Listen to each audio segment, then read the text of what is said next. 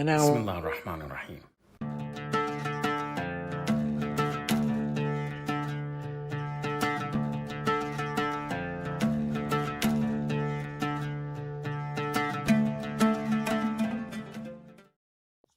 salam, hello, peace to you all, and welcome to the program, another edition. In fact, this is the 10th installment of Iran versus the Epstein Empire.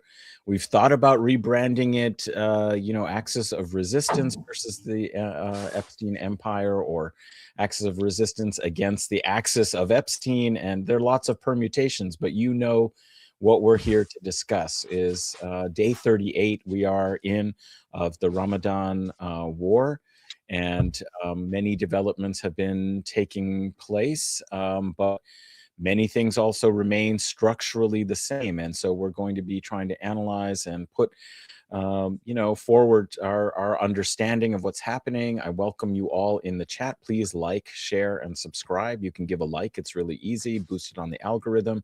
Don't be stingy. This is the place to be. This is your haven for anti-imperialist community, solidarity, and analysis. So share it, tell other people. You can X on 3X accounts and also 2 YouTube channels. So lots of ways that you can share it. Joining me as ever, we have a wonderful panel, and my friends, comrades, brothers from Resistance is Fertile podcast. We have Benji and we have Indi. Welcome to you both. It's great to see you. Thanks, Adnan. It's great to be back. Looking forward to the conversation with Nina today. Yes, and that's why I'm not wasting a lot of time telling people. It's been 10 episodes. They know who you two are, but we're so delighted that we have somebody who's probably known to many of you because she's been a frequent guest on this show and on several others. Nina Farnia, anti-imperialist legal historian and scholar. Nina, it's so great to have you on this panel. Thank you for coming. Thank you all for inviting me, and it's really wonderful to be with you again, Adnan and Benji, and to meet you, Indi. I watch when I can, and I'm so glad that you all are doing this. So thank you. Yeah, it feels like it's needed to have some place to convene. So there's a lot that we'll talk about before we get fully into it. I just want to remind everyone that we do try and do fundraisers on these live streams, and we're continuing for my part with the Spox for Gaza, the small private online courses run by MITx, or on the platform MITx, by a wonderful group of MIT graduate students in solidarity with Palestine. This is the third time they've been offering courses, and I am so privileged to be somebody offering a course. Can't think of anything that would mean more to me than to be able to do something for students in Gaza who have suffered not only a genocide, but also scholasticide, and who have been facing incredible challenges to try and pursue their continued learning and education. And so if you can help make it possible by donating a little bit, the link is in the chat. I'm going to post it again. And it's basically for internet access data, and also to hire local TAs, graduate students in Gaza, to run discussion sections so that it can be a better experience for our students. So please be generous and donate, and I will remind you at some point, and if not before the end. But I also want to ask Benji, since he also wanted to make an appeal quickly, as well, to tell us a little bit about fundraiser that you're also promoting here. Yeah, so I've been hosting fundraisers for Gaza for the past year and a bit, and the main person that actually coordinates those fundraisers is one Ibrahim, and he's asked me to put together fundraisers for more people, which is already a sign of his generosity, because of course my fundraising ability is limited, and so every time he asks me to help one of his friends, it means less money going to him.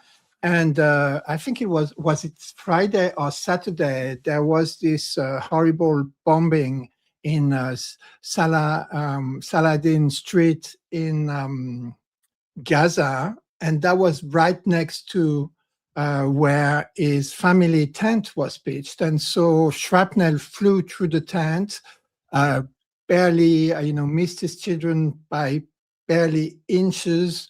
The tent is right off, and they've now moved into his sister's tent. And I put the video there if you want to play it. استهداف على شارع صلاح الدين. And so he needs money to buy a new tent. We already, I put this video on Twitter, on different places, and actually I have to tell, and this morning we asked for people to donate, and incredibly brought tears to my eyes. We actually managed to raise enough money for his tent this morning, but he asked me to continue, and he asked me to ask you to donate to his friend Khaled and his family of 6, who's my latest fundraiser. We've only raised $750 so far. And so if you can donate to Ibrahim and to Khaled, this would mean the world to them. He was so happy today that he doesn't speak English very much, but he called me and my son, and we saw him on video again. And you have no idea how important it is for folks in Gaza to know that we are here to materially support them to live on the land. Because at this point, existence is resistance. Staying on the land is resistance. And this is one of the most effective ways, barring others that we can't discuss on the internet, that we can materially support Gaza and their resistance and their existence. So thank you very much for everything you'll be donating tonight or when you watch this stream later on to Ibrahim and to Khalid. You have the 2 links there from the bottom of my heart and also of Ibrahim and all his loved ones. Thank you. Thanks so much, Benji. So yes, please do see the links in the chat. But yeah, so this episode we called it's a War of Attrition. I mean, we could have probably called it Eagle Claw Redux. We might have also called it Black Hawk's Double Down, or maybe This is what the Stone Ages look like.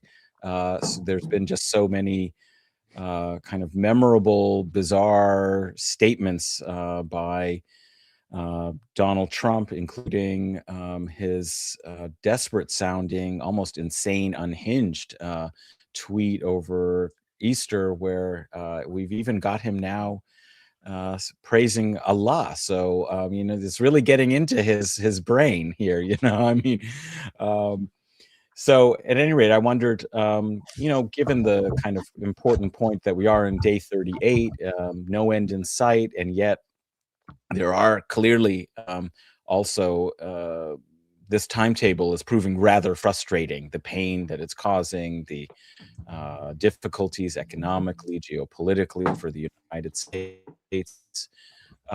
But we are in a war of attrition, and something that Nina, you've mentioned that in Trump's speech from last week, the address that he made on Wednesday, you had the kind of impression that he was trying to prepare the American public for an extended war. I mean, how are you feeling now after a few days? What do you think are the hallmarks of the phase that we're in at this moment?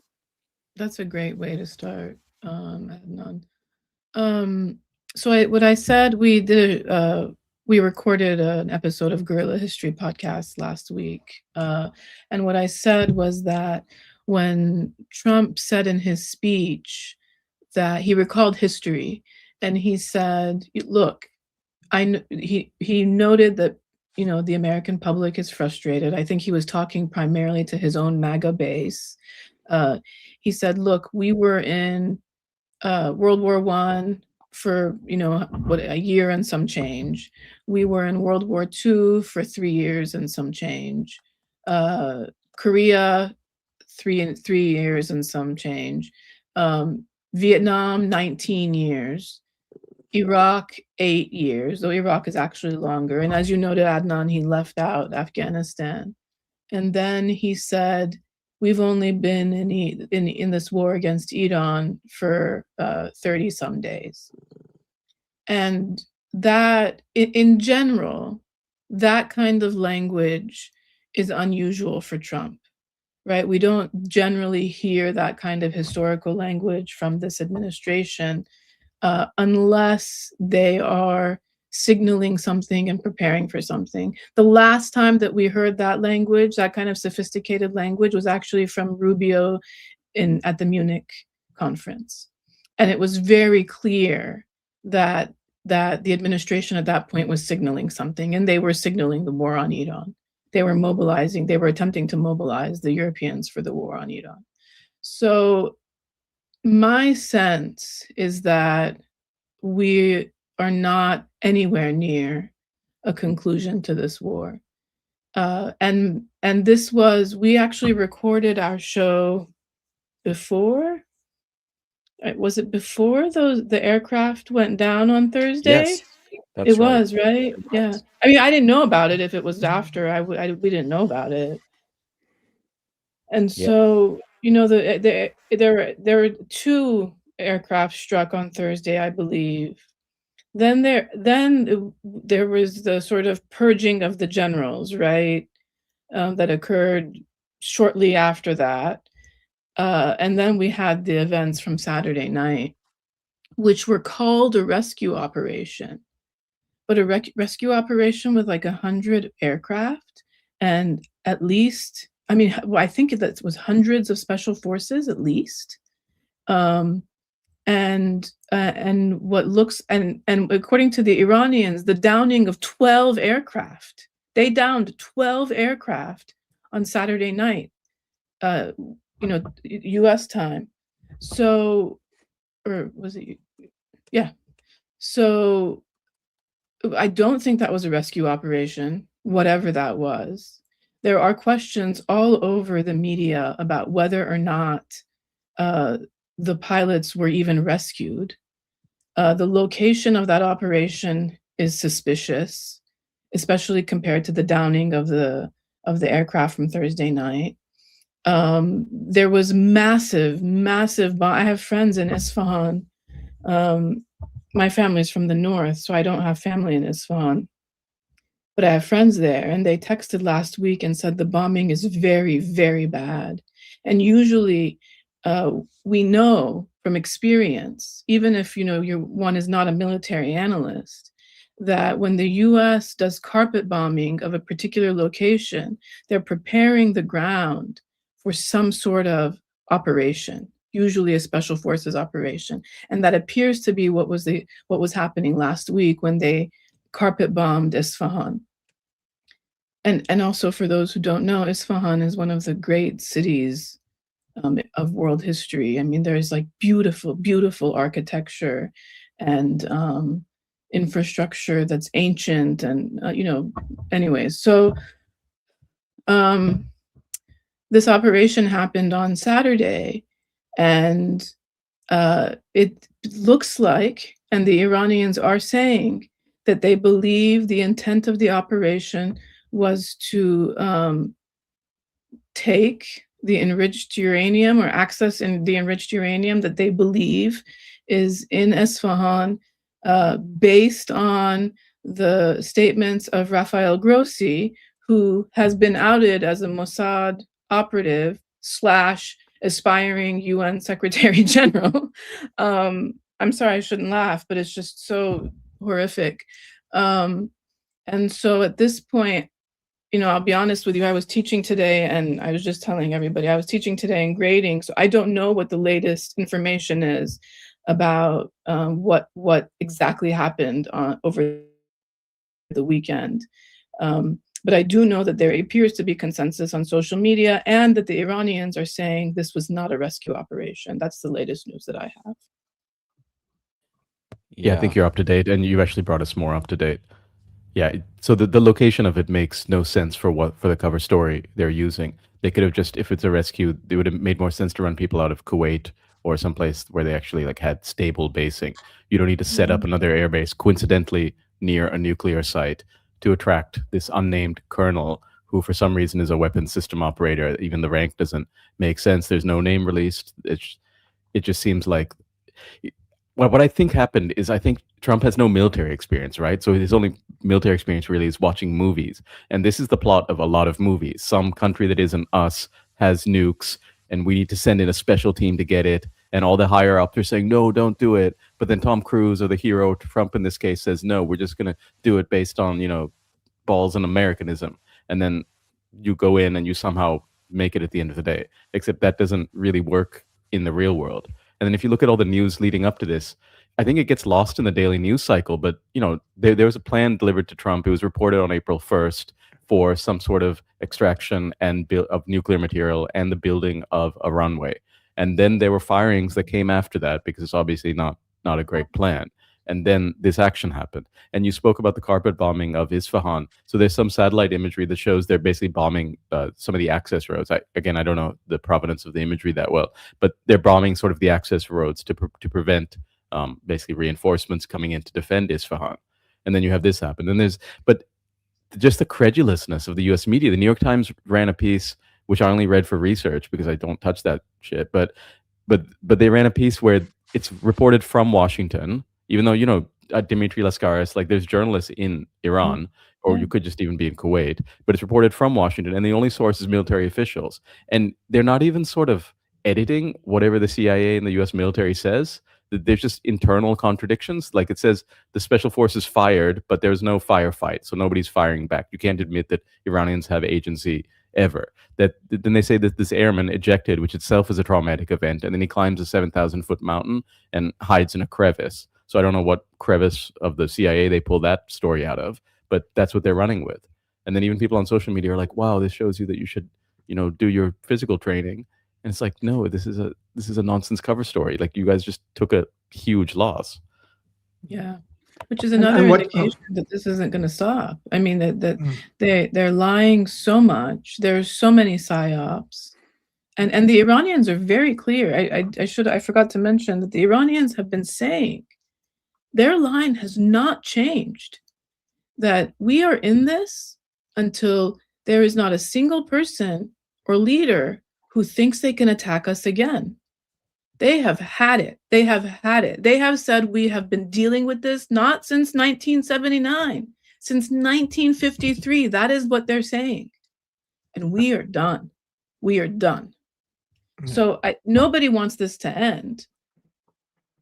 So that's the end. And if that's the end state of the war, where like basically Iran's humanity and right to exist, I mean, as people, not as a state, where that's acknowledged, we're not near there. Because if you look at the Western press, they still do not ascribe agency to Iran. Everything is still sort of like a dryer fire, or we lit it on fire ourselves, or the sand got in our eye. There's still not even just the acknowledgement that Iran is an adversary. So they're trying to get to the point where say we're equal, but they're not even being acknowledged as like human enemies. Yeah, and I think that's a very important point. We've been saying, it's been my view that this particular phase in the evolution of imperialism, it's literally running on supremacist fumes, and it cannot conceive of the other as being human.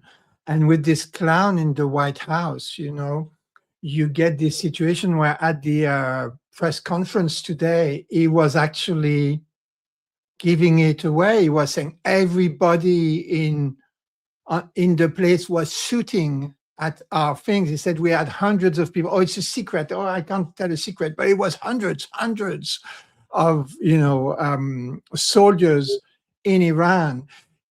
And then he was kind of pathologizing people. So of course, they're always doing this accusation mode, which is, an accusation is a confession. So he was very concerned about the mental state of all things of Iranians. And he was saying these people are deranged, they're all shooting at us and all the rest of it. And then he said we had so many airplanes in there.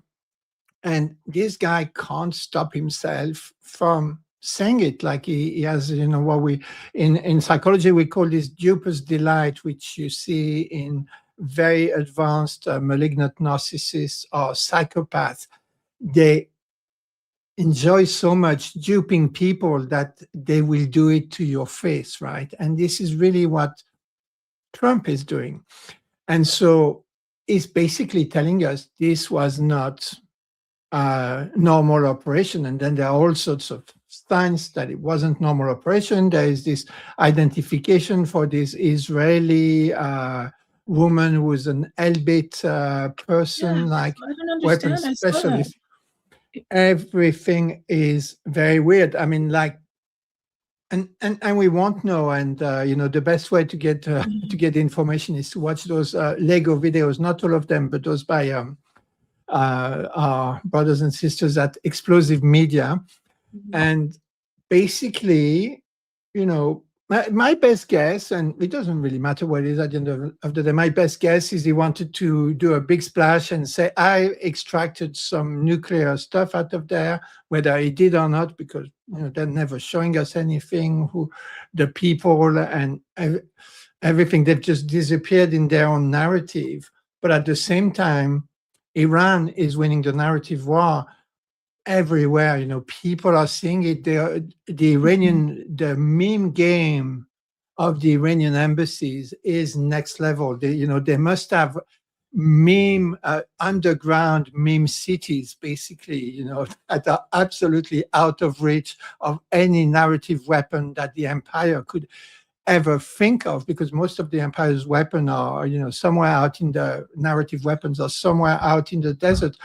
And you're starting to see the cracks. Yes, it's a war of attrition, and no empire cannot fight a war of attrition. It doesn't have the ammo. Like, they've already spent, I think they had 4,000 JSMs, and they will barely have 500 left, right?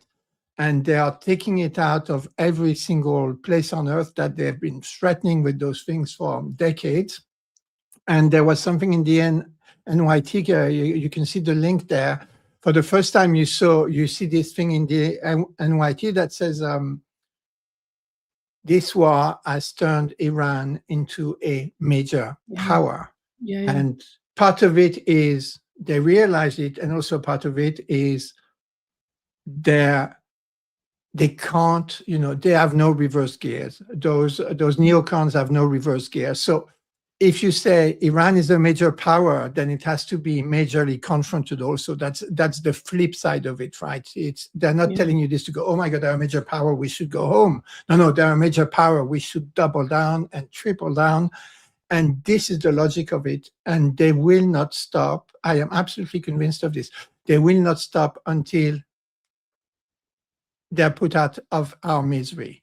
And I am at the point of thinking that, you know, the Zionist entity and the US empire have really turned into this human centipede that you cannot bring one down without bringing the other one down. I mean, what would the US empire, you know, for all Tucker Carlson's efforts, look like if you took out all the Zionist billionaires from the top of the US economy, right?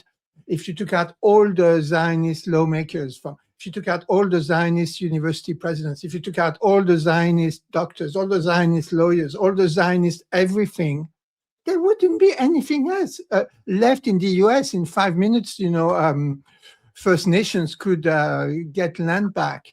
So I think, and somewhere deep down, put Trump aside, he's a clown. The US empire knows this. And, you know, they have, I don't know if it was a Zionist plot to make themselves indispensable, or if it just happened because that's the dynamic of this particular conjuncture. But it's one beast, and I think it will go down as one, and it cannot stop until it dies. It literally, you know, we had an episode like this, but it's obvious to me. This is, ladies and gentlemen, brothers and sisters, comrades, we are witnessing suicide by imperial suicide by axis of resistance. Yeah. The article that you mentioned, Benji, was I think it's an op-ed by Robert Pape. Robert Pape is a pretty well-known international relations scholar, actually at my alma mater. And I was in that department when I was an undergrad, but I don't think I took any classes with him. And he is no radical. He's not, my recollection is that he's not even considered one of the neoliberal IR scholars. But he has a Substack. I think it's a Substack or a blog or something called The Escalation Trap, where he has been saying since the war began that as this thing escalates, and it's been escalating not super rapidly, right, as wars go, but as this thing escalates, it's getting, the traps are getting deeper and deeper, and it's going to be harder to get out of it. And in this op-ed, he says that either there are two options for the US, either ground troops or accepting that Iran is a fourth node of global power in the world. And anybody who knows the US with any depth knows that number two is not an option. It's going to be number one. And it may not be today or tomorrow, but if he is correct that it's either one or two, it's going to be one. What else could it be? I think that's what we saw. I think they're trying to insert ground troops. But if you look at it just in pure sort of like war game sense, I play Risk with my son, and the basic only rule of rolling the dice. We play that too. Yeah. Oh, with your brother. Actually, yes. Okay. We love playing Risk together. We played like 2 months ago. Yeah. So if you play Risk is like the simplest, dumbest war game, but the basic rule is the defender wins a tie. So a war of attrition goes to Iran. And I think, Nina, you were talking about when Trump gave that speech where he talked about how long they were in Vietnam, they were in whatever. They're not in Iran. They're still not in Iran. I say that America's fighting the guerrilla war because they're the ones holding up in hotels in Dubai and doing terrorist attacks on Iran. But they're not even in Iran, and a war of attrition goes to it goes to Iran by default.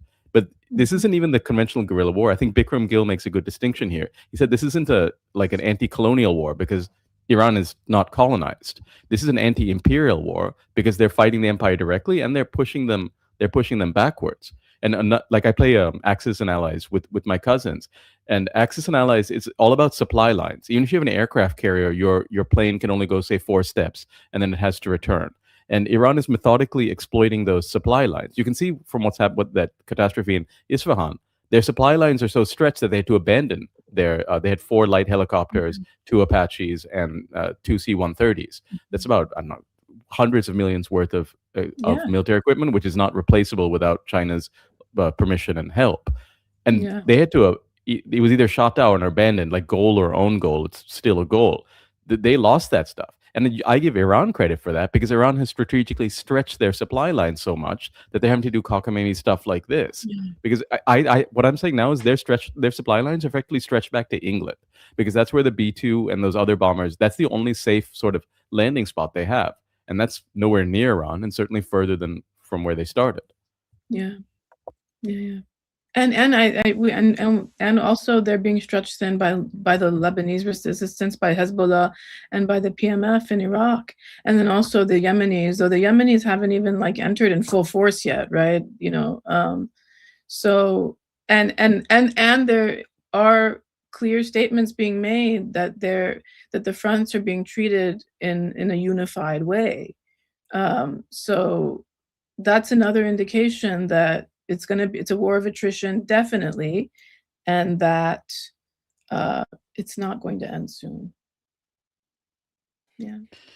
Yeah, despite attempts at perhaps manipulating markets in the very short term or to benefit, cronies who make these, insider trades and so on. This is clearly a war of attrition, as you've been saying, not going to end very soon. There are, however, a number of people who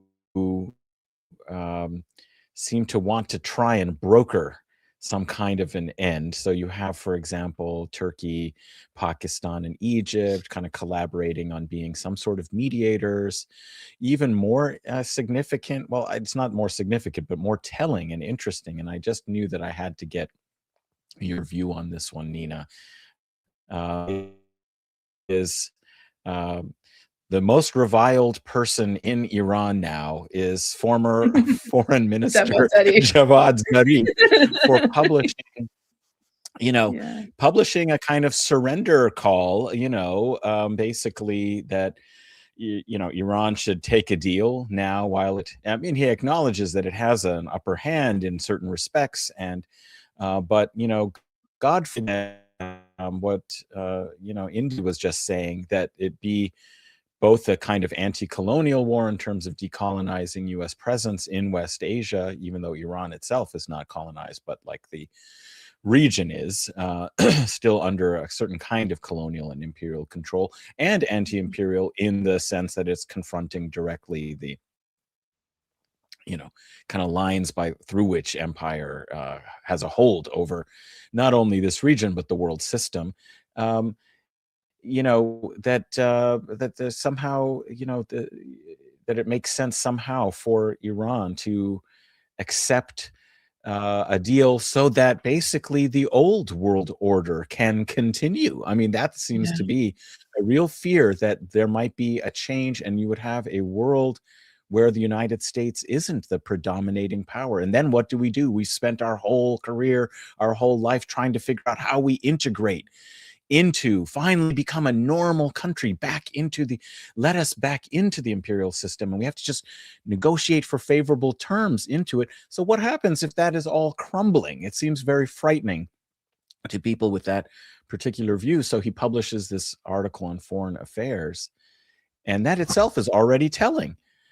So I kind of mused in a podcast with Delete Your Account and Navid Zarinnal, which should be coming out if our producer Sina, puts it out for us, then it'll be available.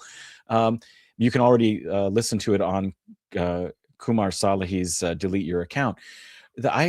I kind of mused, like, is Javad Zarif, or one of the aides, the person who Trump keeps saying he's negotiating with? Because it seems like these are the only two people talking the same, kind of language here. So anyway, Nina, there were a lot of chants in the squares and the streets condemning him when it became known. I mean, not that people are going off and reading foreign affairs, but they got what he is talking about. They're not reading foreign affairs. Yeah, I mean, people on the street in Iran don't just like pick up a copy and be like, "Oh, what's happening in the world now?" Like, they're making the history. They don't need to be sitting reading some Western establishment, deep state foreign policy figures take on things. They're running history right now. But so anyway, what did you make of this? And how should we kind of analyze the force of this? I was actually thinking about Zarif last week when I saw the article, and how best to explain the Zarif phenomenon to a Western audience that may not be super familiar with him and his history. And I'll float this with you all to see what you think. I thought that the best analog is Hillary Clinton, because he's a deeply hated former Secretary of State, hated by a lot of different people and a lot of different political factions, and the general public also. And then but he sort of like a roach, he comes back to life or whatever. I don't know what kind of bug comes back to life, but like he's able to like come back to life. And so then he gets like a prestigious job in a prestigious department, a prestigious university, the way Hillary did. And then every time something happens in the world, his head sort of emerges as if he has something meaningful to say.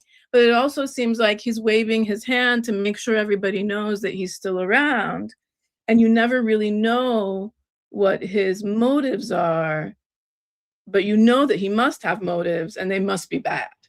And so I really thought Hillary is the best way to understand him. I don't know if you all think that's a good analogy. But yeah, I mean, he's deeply, deeply hated. I do think, if I were to think about his motives, that he was waving his hand to say, look, I'm here. And if anybody is serious about negotiating and wants to install new leadership under the sort of aegis of an existing Islamic republic that's like, that's sort of willing to integrate into the capitalist and imperialist world order, I'm here for that. I'm going to do it for you. But it's deeply frustrating. I mean, it's deeply, deeply frustrating that he's still around, that he can do this, that he gets so much traction in the West. He's actually propped up by a lot of sort of Iranian American think tankers that get a lot of play in social media and actually mainstream media. The Democracy Now! Iranian crowd, they have historically been close to Zarif.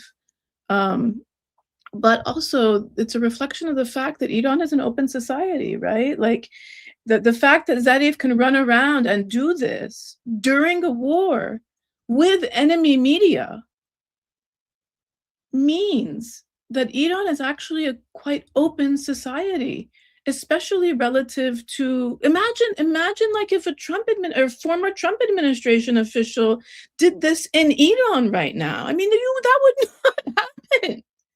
So, it's like that counterterrorism guy who broke with the Trump administration. Joe Kent. Yeah, where's Joe Kent? I was just thinking about this over we saw a lot of Joe Kent for a week, but where is he now? Like, well, maybe he's writing an op-ed piece for Ittilaat, I mean.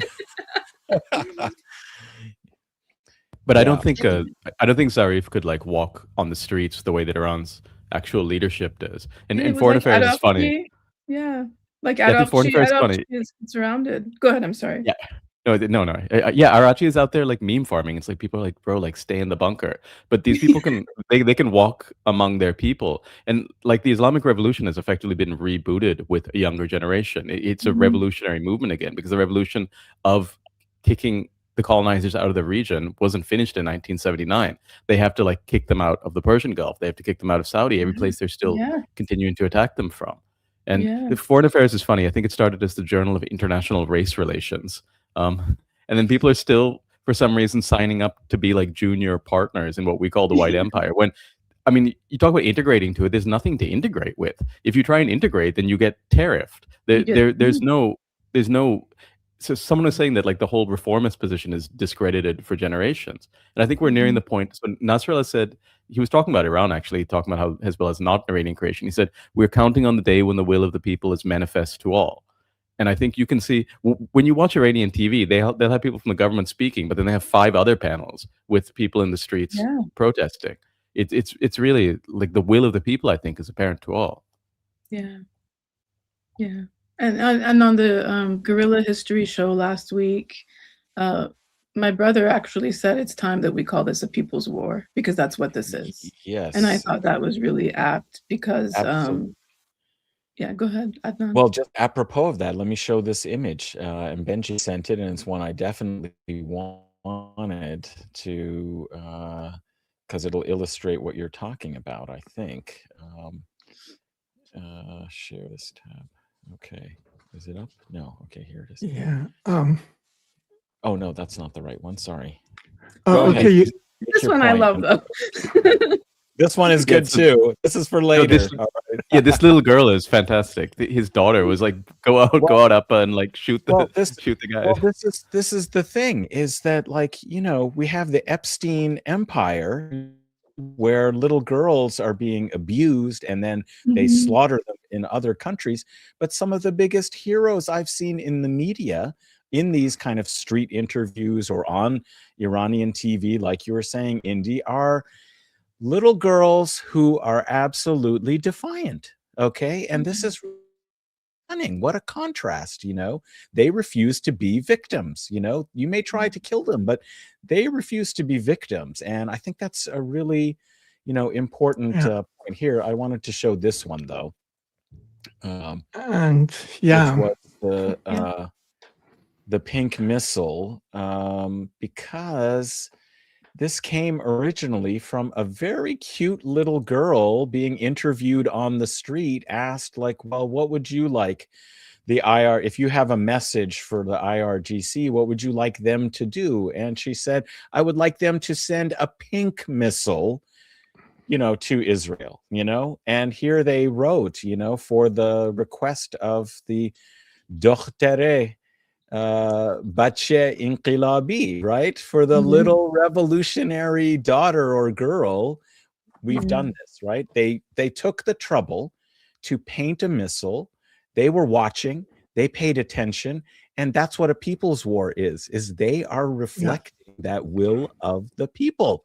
This is a request from a revolutionary girl, and they are not going to let her down in defending their country. Right. So it's beautiful, actually, to see the connection. This is an example of what it means to be waging a people's war. Is they're so in touch with what's happening on the streets, you know, what's happening in the tunnels, because. Oh, we lost him. So I talked with Laith a little bit about it before. The tunnel war. Like, this is the age of tunnel warfare, and they're not isolated, however, in their tunnels from their people. It's a very close connection. And I think also it's an age of revolution. It's an age in which dialectical materialist analysis comes back into its own. I have a couple of things I want you to show, Brother Adnan. First is the one called Malcolm whatever, to show you, you know, if you're glazing Hillary Clinton, exactly who you're glazing. Could you, do you see it in the, it says Malcolm Pal 9, I think. So, and that's Hillary Clinton talking about Iran. Can you see it, Adnan? See if you can click on this one. Okay. Ooh. Okay. Oh, wait, no sound.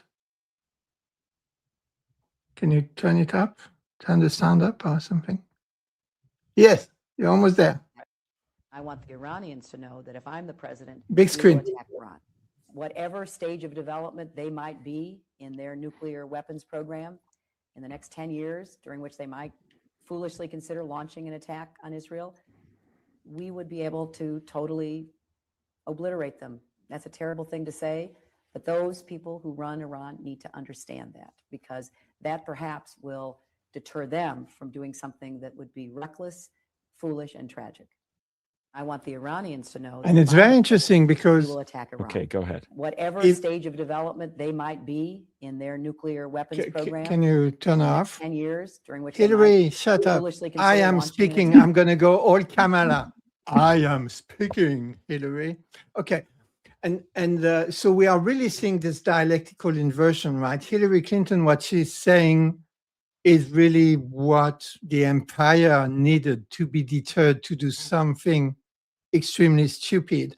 And by its reckless actions, something reckless, as Hillary says, empire has turned, white empire has turned the Iranian regime, whatever that meant, into a people's government, right? They've managed to bring together different generations. I've said this before, and you know, the 79 anti-imperialist revolution generation and the current urban generation that's been fed by all those Western channels beaming into Farsi straight into Iran, and who, you know, has often believed the empire's own propaganda about itself. And now the population is so united that little girls tell their father, you know, the bonding, the new bonding experience between children and parents is for the children to tell their parents, shoot those helicopters from the sky. For little girls to say, please fire a pink missile at Tel Aviv. Can you also click the next one down there? And now it's literally people making all these great, you know, jokes. Like there is one, you'll see it if you can play the bottom one by Adnan Marki, where they say we have so many missiles that we're now asking them to write our names with the missile. And you see a missile trail that writes the name of a guy. So see if you can make it full screen. From the beginning, maybe. حاجی به درخواست خودم گفتم که با موشک اسمم رو آسمون بنویسم. So he says the trail is his name, right? Being Mahdi. اینجوریه. انقدر موشک زیاد داریم مثلا درخواست میدیم. Because we have so many missiles that we can, you know, use some to just write names in the sky. حاجی به درخواست خودم گفتم که با موشک. And this is This is a Yeah. revolution in warfare. Like it's almost like so these people. I've seen like the Emiratis now. They're posting videos of themselves flying around in fighter jets, and that's like showing off your horse at the beginning of like World War II. Like horses were used in World War II, but there had been a paradigm shift at that point. And tunnels and rockets, like what Sun Tzu said, is like the secret to war is like hiding in the depths of the earth and commanding the heights of the sky. He was saying that metaphorically, I think, but that's exactly what Iran is doing. This is what I say is the American and like the white empire, like America, Israel, same thing to me. They're like Nokia. So they had market share and they have a lot of products and they have a lot of buttons and phones. But Iran is like Apple or the smartphone era. These missiles, that pink missile, it belies the fact that this is rocket science and that many people have struggled and died for this knowledge. And this is highly sophisticated rocket science. Israel is not close to Iran.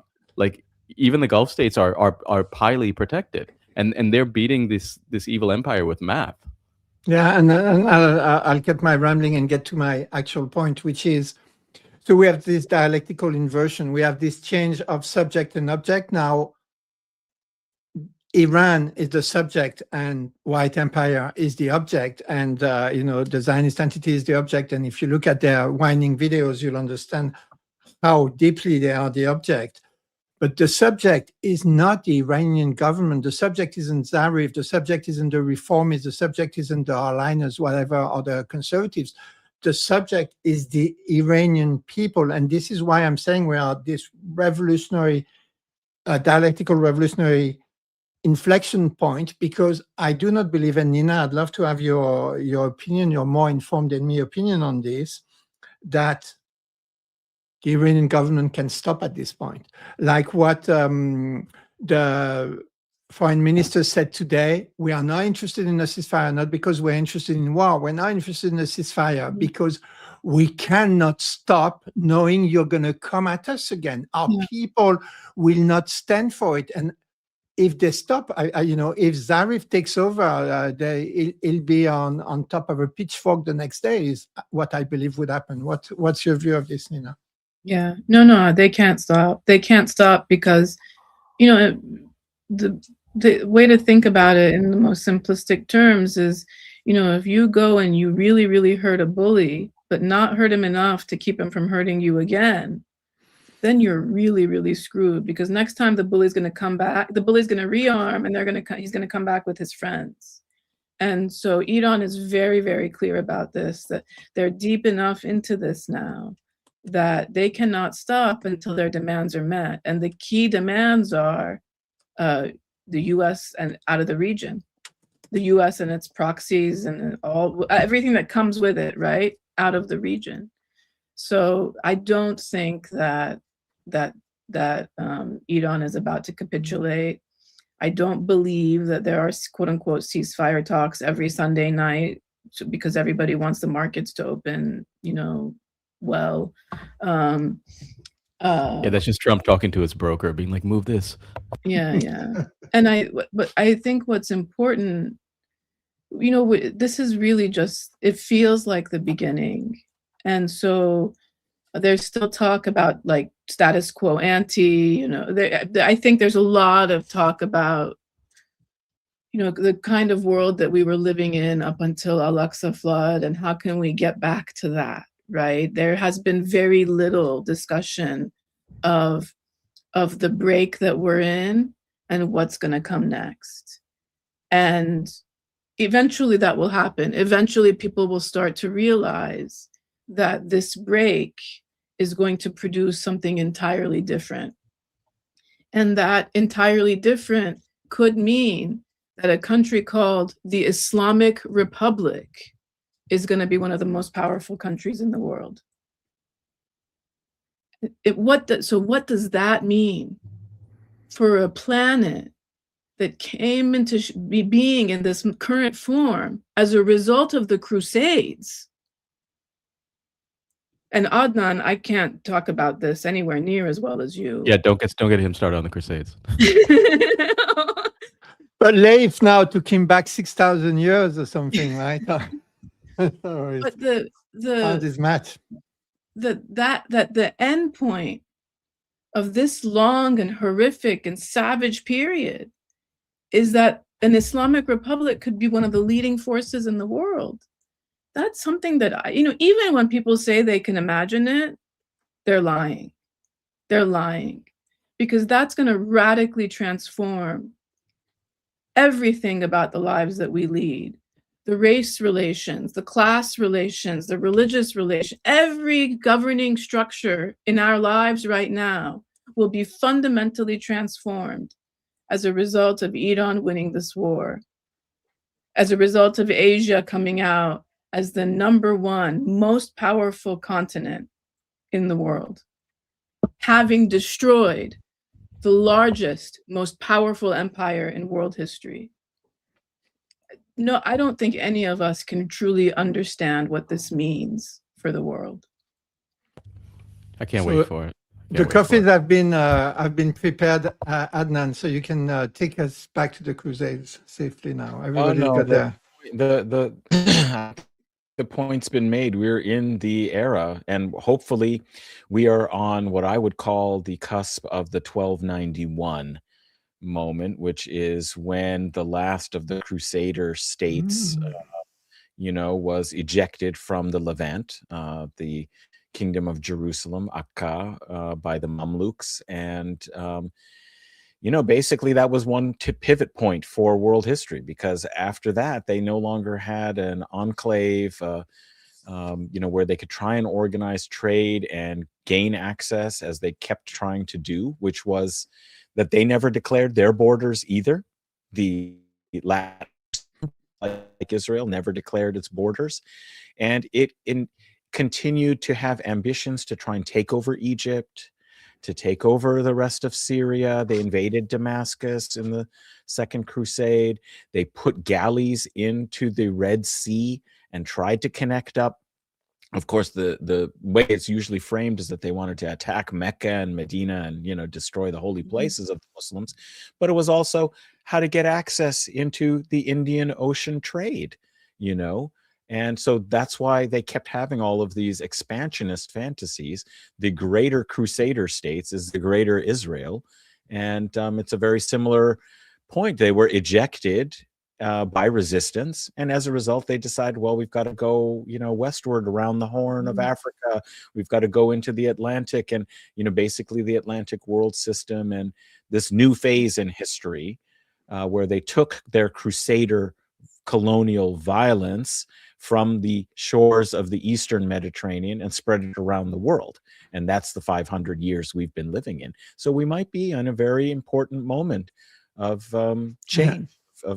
And I think from sorry, I'm in Sri Lanka, and it's already started to change here. So I went to sign the condolence book for Imam Khomeini, and the Sri Lankan politicians were coming through. I mean, I came with my kids, and it's already shifting. So the Iranian ambassador here said, we're friendly nations, we'll allow, not allow, but we'll, if you need oil, if you need anything, and Sri Lankans are already lining up. In India, which was kissing Netanyahu's ring right before the war, is for the first time in 7 years trading oil from Iran. So Nina was talking about if they're going to have negotiations. The question is, negotiate for what?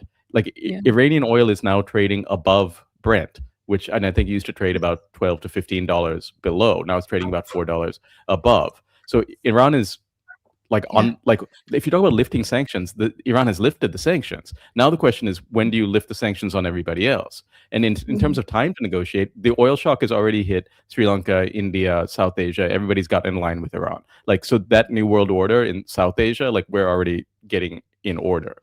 The oil shock will hit America, I think, around the 15th, maybe sooner. And they're not immune, even though they're a net oil exporter. The sort of stuff, the specific oil they need, is still coming through. Is still coming through Hormuz. So it's going to hit them. So Iran right now is probably the worst time to negotiate.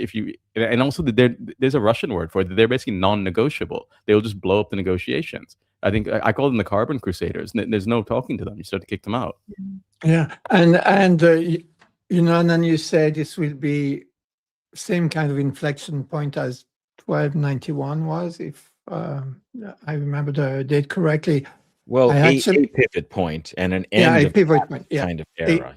A pivot point, but the pivot is much bigger this time because you are dealing with a world imperialist system, right? Which needs this lock on, its power is based on its control of oil and backing and finance and military power and backing its currency on oil, basically. And it's losing all three of those at once, right? And there is no way Iran can lose this. They cannot, they couldn't even lose it if they threw nuclear weapons at Iran, right?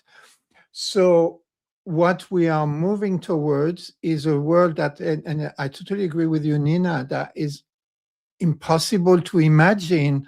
And, having been imperialist since, I always say 9/11, 1973, it's very hard for me to conceive that, hey, it's coming. It's actually coming. I'm going to witness the end of imperialism, and very hard to imagine what comes after this, but it can only be better.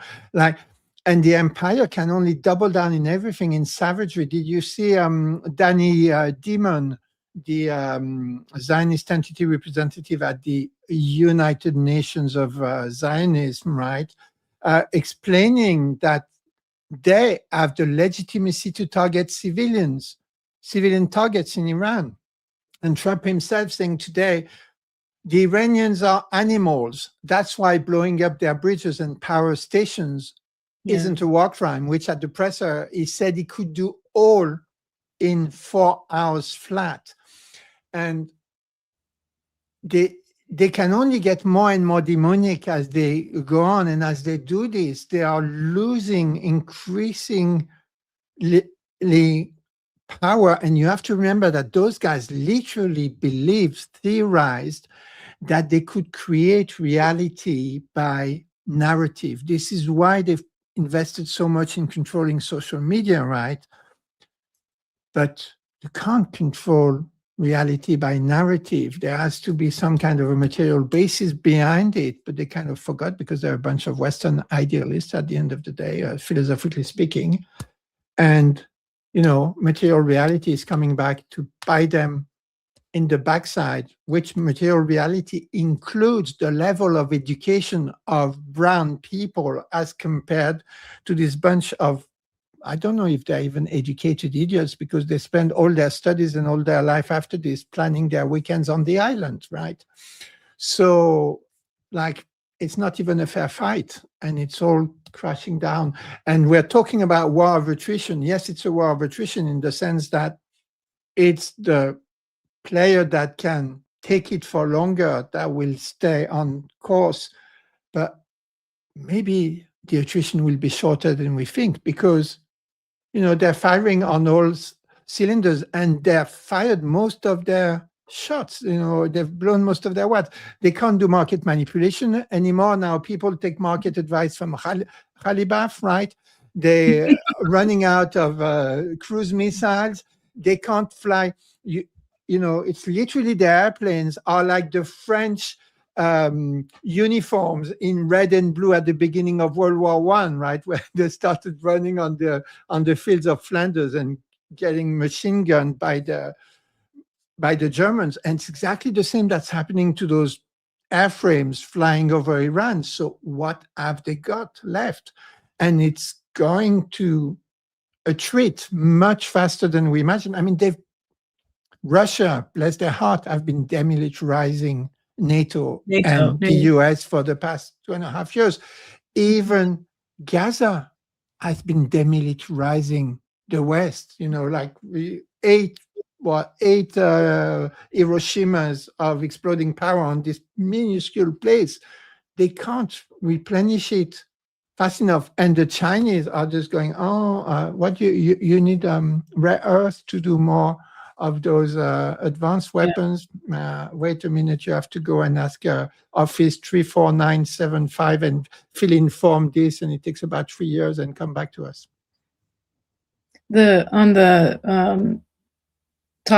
this topic, and then what you were talking about, Indi, the West Point magazine published an article a couple weeks ago, I think, or last week, I don't know, but on something that they missed when they were planning for this war, which is sulfur. Apparently, over half, at least half of the world's sulfur comes through the strait. And, you know, the Americans can say, well, you know, we don't need the oil. Maybe they're going to be able to replace the fertilizer. I think only 30% or approximately 30% of the world's fertilizer goes through the strait. Though I think fertilizer is also going to be an issue, but sulfur is the bigger issue. And so this West Point article says this is something that we did not calculate for and we missed. And what's interesting is that on social media, you know, a lot of the commentators and pundits, mainstream media and the alternative ones, are saying that the Iranians have been saying they're going to close the strait for years and no one listened. But, I'm going to preface my comment with this statement. First of all, you never should underestimate your enemy in war, right? Or even, like, I guess I'm putting my lawyer hat on. You know, you never underestimate opposing counsel. You always try to understand why opposing counsel is doing what they're doing. Maybe you're wrong, and maybe they are stupid, but you never assume stupidity or incompetence. And so, with that in mind, if you look at the Iranian record over the last 47 years, from the Iran-Iraq War and the tanker wars, all the way on, up until the 12-day war, the Iranians never really did what they're doing now. So the Americans were not entirely incompetent when they decided they're going to move forward with this, not realizing the consequences of being excluded from the spoils of the strait, right? Because the strait's not completely closed. It's just closed to the Americans and their friends. So all that is to say that we have not felt any of these consequences. And I was talking to my family this weekend about groceries, and we live in the country in New York, and over the summer we do most of our grocery shopping at a local farm stand, and they're a lovely family that has been there, I think, for decades. I anticipate that they're going to get hit hard by this fertilizer problem, right? And that's horrible for them, but you know, so be it, right? Like, Americans have benefited from the spoils of empire for a very, very, very long time, and it's time they become self-sufficient. And part of becoming self-sufficient is correcting the actions of their government. I wanted to take a slightly different view. I know it's always bad to underestimate your opponent and to think your opponent is stupid, but in fact, it's also bad to think your opponent is not stupid when it's reached the stage of stupidity. And I believe it's reached the stage of stupidity because, like, when Trump says, we don't care, we produce oil or whatever, it would be okay in a proper country, but it's not a proper country. It's not a country. It's a genocidal settler colony owned by oligarchs. So, you know, when the world price of oil goes through the roof, do you think the US oligarchs are going to go, oh, don't worry, we are going to put the interests of the US population first and we won't raise the price of oil or the price of fertilizers or the price of medicine or the price of anything? Of course not. They'll go, hey, payday has come. Let's gouge the hell out of these peasants until people come to get them with the pitchforks, because this is the way it's going. They literally got their target lists from AI. We know it, like the genocide in Gaza, the Holocaust in Gaza was literally using AI, which they made themselves stupid, believing it was intelligent, to choose their targets. And they did the same in Iran. The result is they have no real military targets. And so they resort to what they've always done, attacking the civilian population. But that's not smart. I mean, like, there are a few adults left in the Pentagon, although not that many. And I've been following US military analysts for nearly 25 years by now. They're all saying it. Only sycophants make it to the top. If you listen to Ray McGovern, right? He's been saying it. It's been for 30 years since Iraq. I was reading it when the first Iraq thing happened, and he said, it's all changed. If you tell them the truth, if you give them the real intelligence, you get sacked. You get sent to, a very distant place. The only people that make it to be advisors are the sycophants. So eventually you make your system stupid and dumb as a rock. And you get a Trump and who, as Indi says, thinks war is like a Hollywood film. And I'm not even sure he watches Hollywood films to the end, or maybe watches just the end because he can't be bothered with the rest when it's not talking about him. And then people, a few people say, well, Mr. President, it's very risky. We estimate the chances are not, you don't even have 50% chance. It's a Hail Mary. And Trump goes, oh, Hail Mary. Hey, I'll Hail Mary and I'll, score. And this empire has become stupid, and it would be a mistake to impart high strategic intelligence to an empire that collectively can only think about, it used to be the next quarter, right? For shareholder value, but literally now it's 3 minutes if it's talking about Trump. That's how far they can plan in the future. I understand. I'm going to disagree with you. There's our first disagreement, I think, Benji. That's good. It's just a different perspective. I think it's nice. So I understand what you're saying, that you shouldn't ascribe, sort of greater than human status or whatever, and certainly Trump is not. He seems like something is off, right? but if put yourself in their shoes, what choices do they have, right? NATO has completely been attrited. I mean, it's just like NATO has been so powerful for so long, and Russia is not stopping. They're not stopping. No matter what NATO does, no matter what the Americans do, Russia is not stopping. China hasn't even exposed its capabilities yet, right? Like, there's been we have no serious understanding of what China is actually capable of on the battlefield. We do know what they're capable of economically, and it seems to be extraordinary. It seems to be fundamentally contrary to the current world system, the current world economic system. So if you're an imperialist, don't set aside Trump, but if you're like Vance or Rubio or Clinton or Obama, what would you do?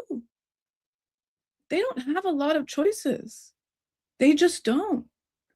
So I hear what you're saying, but I don't think that these people are as stupid as social media makes them out to be. I think their objective reality is perilous, right? Because empire is falling, and that's an objective and structural reality that we're all experiencing. And they're going to do everything they can to save it. And the first thing they're going to do before they save the empire is save their pockets, right? Yeah, so they're making money off the weapons. They're making money off of the weapons. They're making money off of price gouging at the gas stations, right? Go ahead. Yeah, I think you have to understand, we keep analyzing in terms of politics and politicians and states. There's this book, Seeing Like a State by Scott, I think. And I think that doesn't make sense. You have to see like a CIA agent. I'm not sure. Yeah, of course. Yeah, yes. I haven't read it, but my just on my parents' bookshelf. He was. But I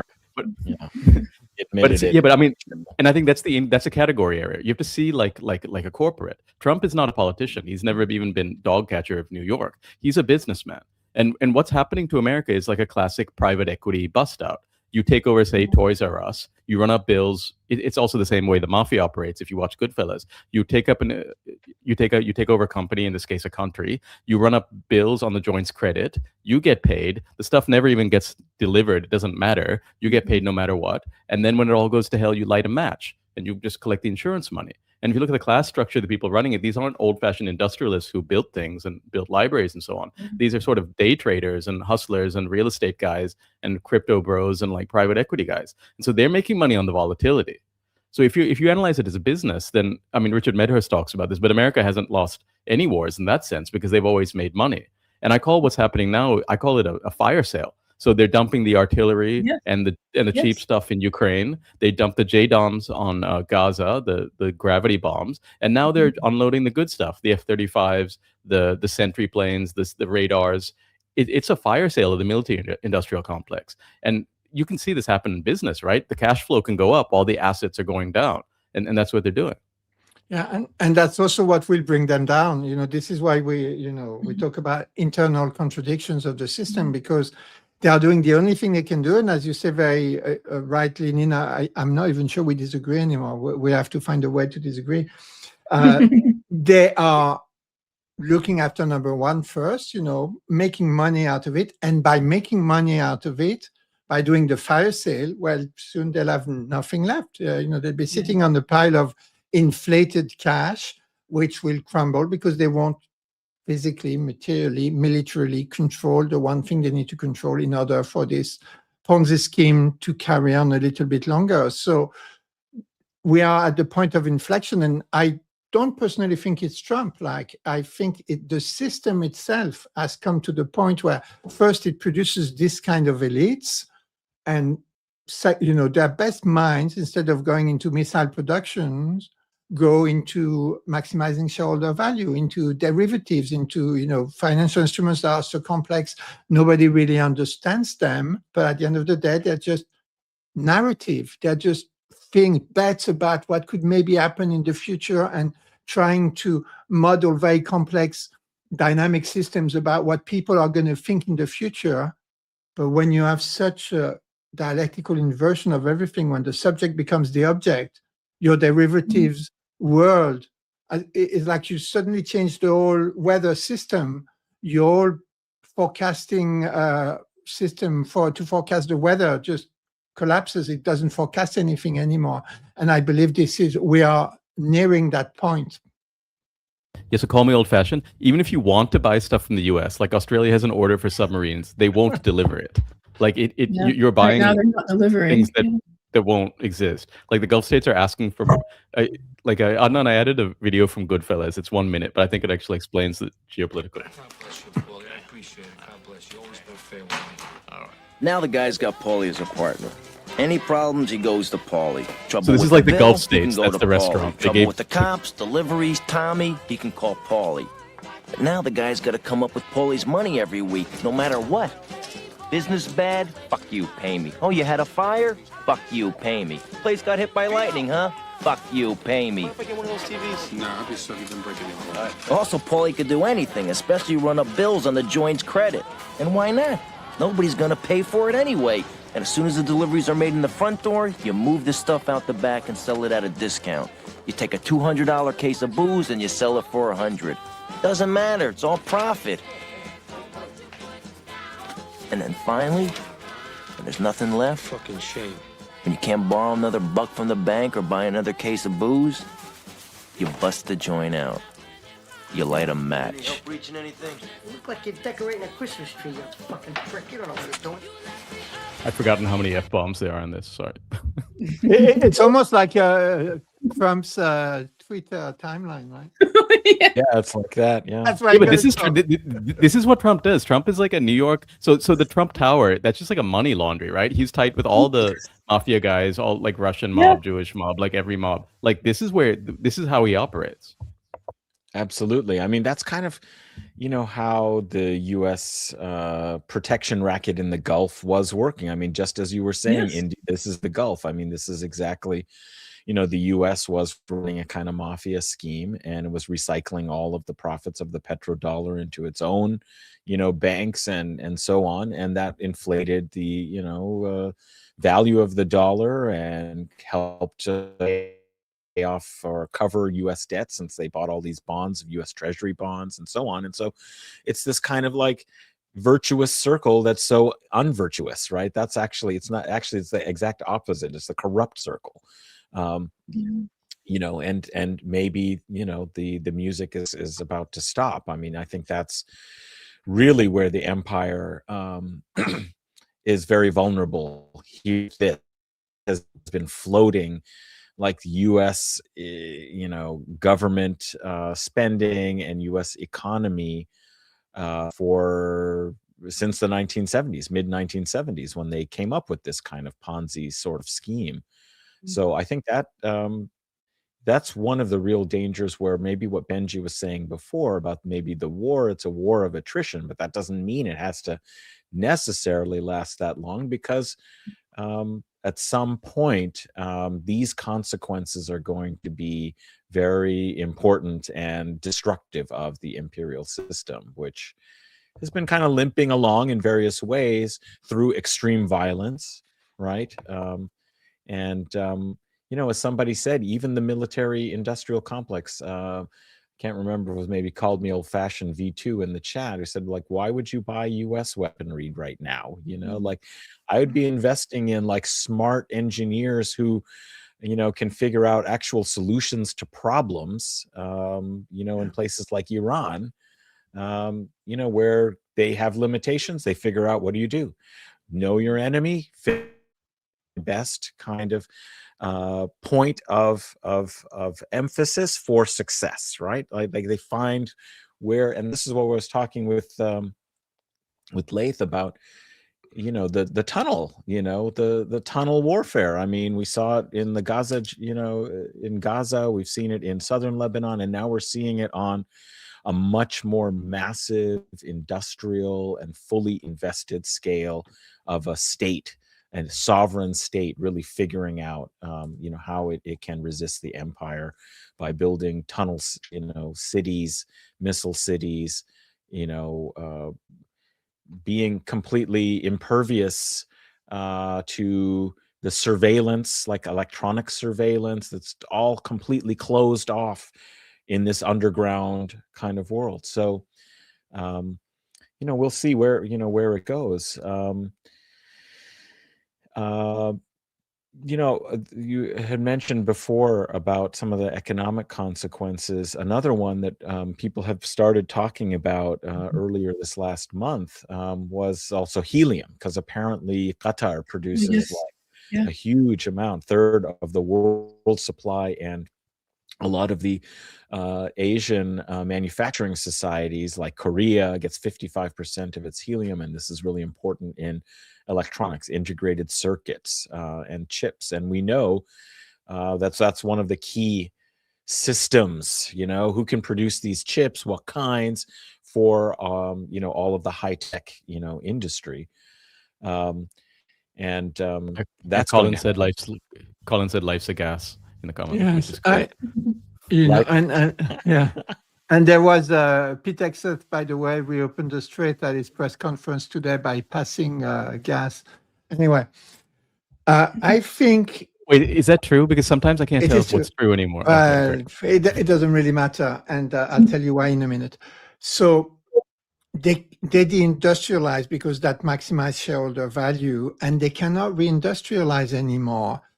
You know, the only growth in the U.S. economy has been this circular AI bubble, where it is financed by NVIDIA, whatever it's called, and it's just a big bubble. It will lead to nothing because AI is not intelligent. So that's a bubble waiting to burst. You have all these data centers, they're not even being built.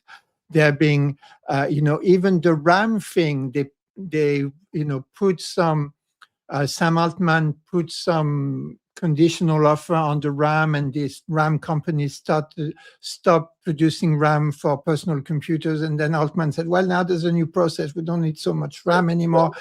It's all narrative.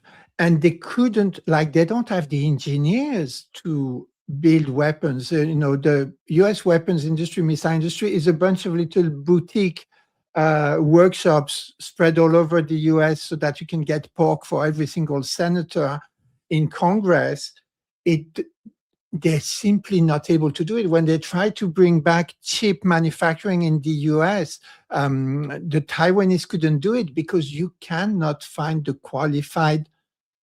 people qualified. They've made everybody stupid in the US by design. Somebody was explaining that, education is totalitarian. It's totalitarian to educate everybody. So they simply cannot do it anymore. And all they have is narrative. And by the way, I think Iran, the Iranian leadership, they know the enemy very well. I think this is why they have such a good narrative game. This is why they are trolling so hard, because they know that once, a narcissistic system is on the point of collapsing, you have to go straight for their narcissism. You have to go straight for their self-image. Like my theory as to why Trump finally blew up and, threw an F-bomb on Twitter this weekend is because I bet my bottom dollar that he finally got to see the Lego video titled LOSER. This is the guy who last week explained to everybody that he kept inspired by surrounding himself only with losers. This way he can feel better than them. But Trump is a symptom of the system. It's not, you can get at them. Even Indi was always quoting Clausewitz. Clausewitz in his book says that brown people can't think, they can't strategize. So once they're running on their supremacist fumes, go straight for their arrogance, which is how the Iranians very smartly called imperialism, because that arrogance will actually lose them. And I believe this is why the Iranians have been so good and so effective and invested so much in the narrative battlefield. And they're not trying to speak rationally to US leaders, because they have, rightly in my view, rationally analyzed that this stage of the empire, rationality will get you nowhere. It will get you a Zarif. And maybe they send Zarif to illustrate that, you don't talk to these people as you would if you were in polite company, like Zarif is trying to do. You just talk to them as if you were producing diss tracks in a hip-hop battle. So going back to the discussion about the laundering. So there's a really well-known and well-respected Iranian analyst named Khoshcheshm. I don't know what his first name is. And I think it was in between the urban warfare of January and then the Ramadan war. When I think during the US buildup, where he did a show, he was invited on a talk show, and he said, Dubai is the center of laundering in the region, and one of the centers of laundering in the world, obviously along with Ukraine and Israel. And if they hit us, if the US hits us, we're going to target all the bases in the region, but we're also going to target the laundering center that is Dubai. And so Iran actually acted on that. Right? They're actually striking at the circuits of capital in the region. And this is a reflection of Iran's awareness, right, of how to end the current world order, the capitalist world order.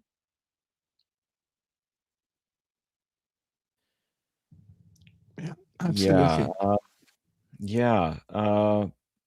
Another thing that they've said is also about those companies and these kind of capitalist empire, the data centers and all that. Didn't they put out a list of the companies that they would attack? That would be the AI. The AI. All the AI is coming out of these companies. The targets, the technology, all of it.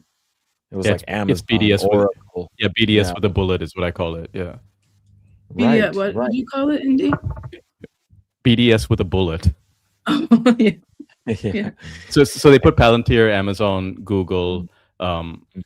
and it's important to understand that the U.S. economy now is maximum Ponzi. So it's the U.S. economy is like Microsoft, Nvidia, and Oracle, sort of like in a trench coat, pretending to be an adult. They're just like passing money among each other. There's no real economy there, and it's so even when DeepSeek came out and said, "Hey, you can run this like without burning 1,000 chips," they don't want that. The goal is to just sell more chips. It's more chips, more chips, more. It's a Ponzi which just has graphic cards at the end of it.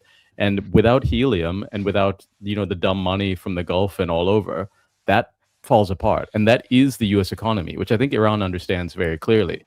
That what's going to hit them is I think they feel somewhat immune to things in the real world, but the minute stuff hits their pocketbook, and the Ponzi that they made out of their economy, I think the S&P is now taken up by maybe 7 companies, account for the vast majority of it, and that's what Iran is targeting. And those companies, not coincidentally, are super evil. They're like the IBM. They're like IBM was to the Nazis. They're like the sort of backbone of this genocide. And I think Iran has said that they're going to hit the Stargate Center in I think Abu Dhabi, in Dubai or whatever.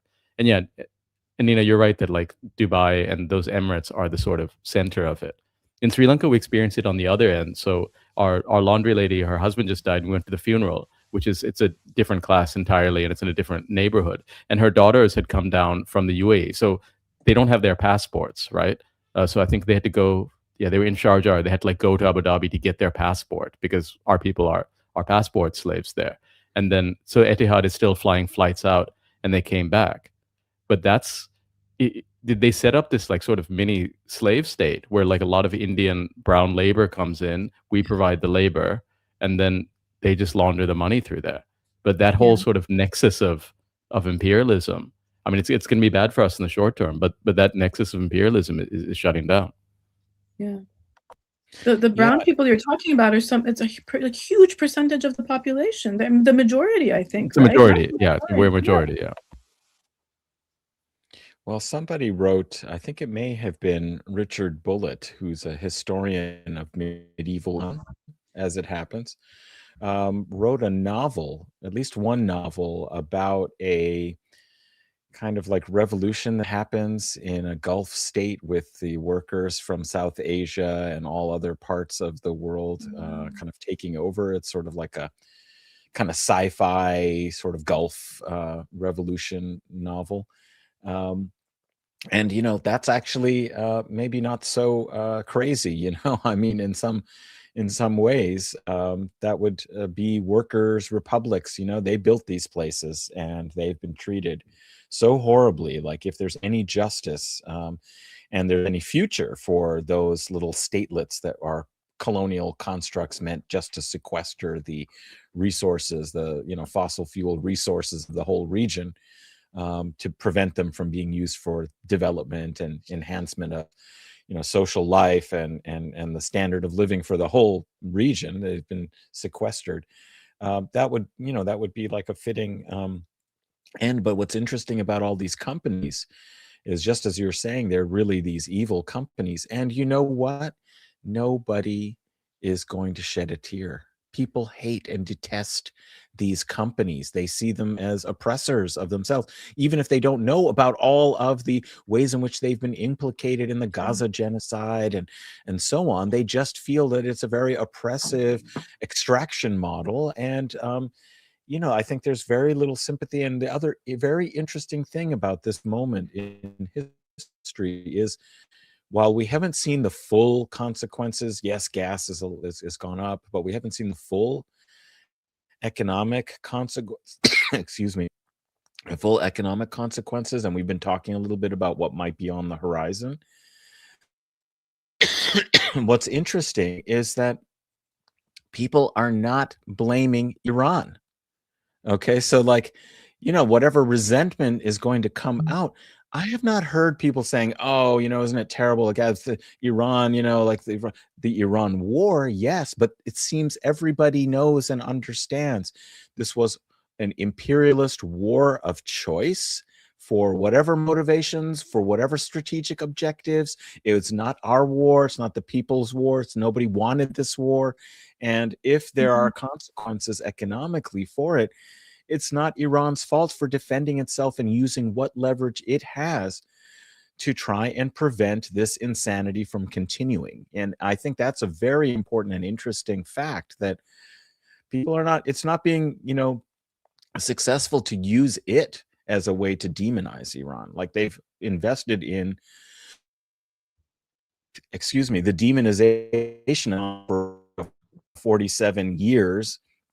This is a moment where Islamophobia is so powerful and effective in adding on to the specific demonization of Iran and a wider context in which it's possible.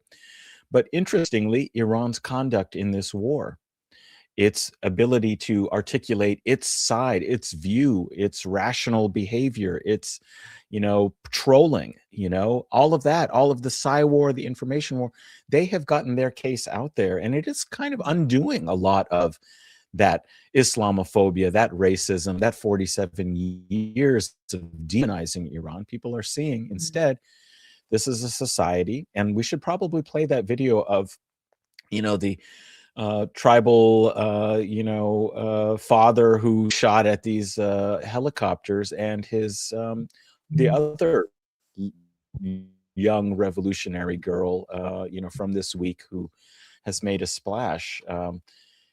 Perhaps just to be able to say, like, that is getting out there. That audience is obviously for Iran, but now with social media, it's there for the world to see, and people are recognizing something very powerful and heroic in Iran's defiance, its people's defiance. That's a really beautiful thing that's happened.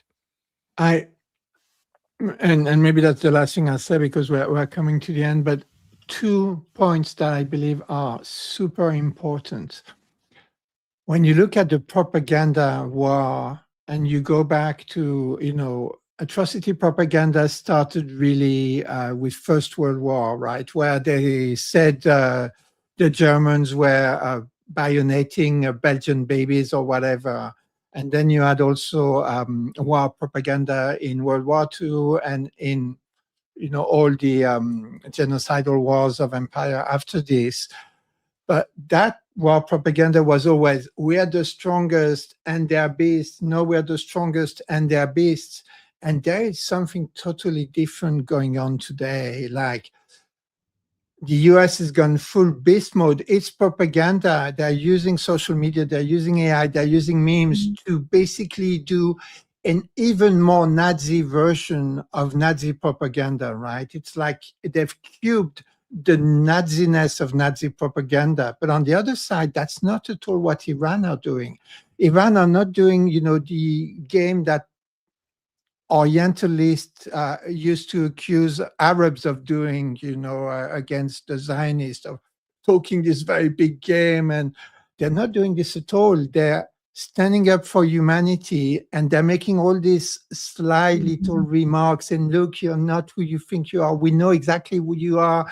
You're not on the side of humanity. We're on the side of humanity. That's totally new. I've not seen this in what I've seen of war propaganda before. And that is a game changer. And it feeds to the next question, which is the one you asked, Nina, is nobody can imagine the world after this. Well, actually, we are starting to imagine it. It's a world based on Islamic values, but they're not just Islamic values. They're basic human values, basic human decency, basic taking care of children, of your communities. And I want to say one last thing about the role of China in all this. Many on our side are going, why isn't China doing more? Why isn't China doing more? Well, I believe China is already standing up for the world after, right? First, they're helping Iran as much as they possibly can, short of saying we are a military enemy of empire. Because if they said we're a military enemy of empire, they're back into this warring logic. And Iran was very smart to wait to be attacked, because Iran didn't say we are going to fight empire. They said, no, we will defend ourselves if we need to, but please, we don't want to. We'll even give you more than JCPOA. That's how much we don't want to spite because we know Yeah. war is bad for everybody. So you see, that's a message of humanity. And once war is joined, they didn't go, so now we are going to kill every single last one of you, and it's going to be beast mode and back to the Stone Age, and we'll kick you when you're down. Everything that Exet and others have said. No, they've said, they're very gradual, and very moral. And China is doing exactly this. China is, what we call in psychotherapy, holding space for the people once they step out of the narcissistic system. Look, there's another way of doing business. We can all do win-win stuff. We can all not intervene in the way you choose to run your society, the way we choose to run our society, whatever opinions we may have about it, right? We can all work for common prosperity and a common future for all of us. And there are problems that need to be addressed at a global level, like, for example, this climate crisis caused by this madness of imperialist capitalism.